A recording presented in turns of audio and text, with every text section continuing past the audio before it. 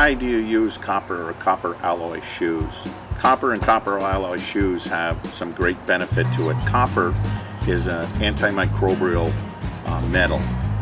It can be registered with the EPA, and claims on antimicrobial are proven and can be found on the EPA sites. The advantages of using a copper alloy shoe for the antimicrobial part is anything in contact with the foot and the copper will kill bacteria, 99.9% of bacteria.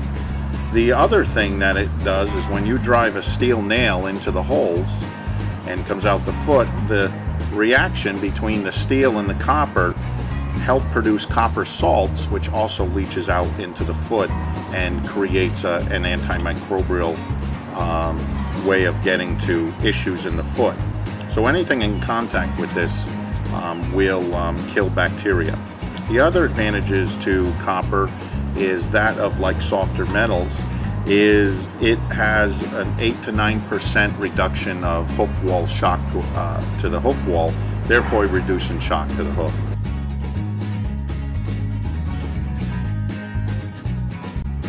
Kawell's copper horseshoes come in both a front and a hind pattern, and they come with quarter clips, toe clips on the shoes. You can order them plain or with clips.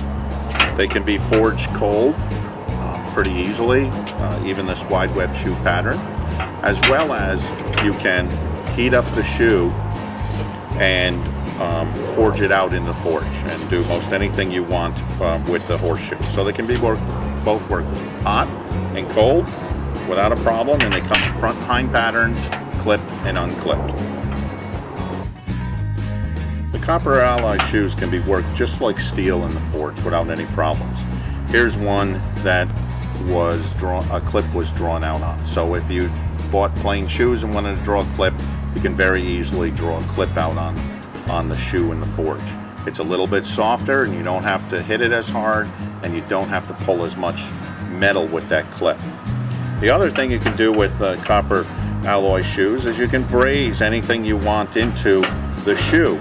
So here's an example of where we took and made some heart bar shoes on a hind pattern and on a front pattern by taking an old piece of copper shoe and forging out a frog plate.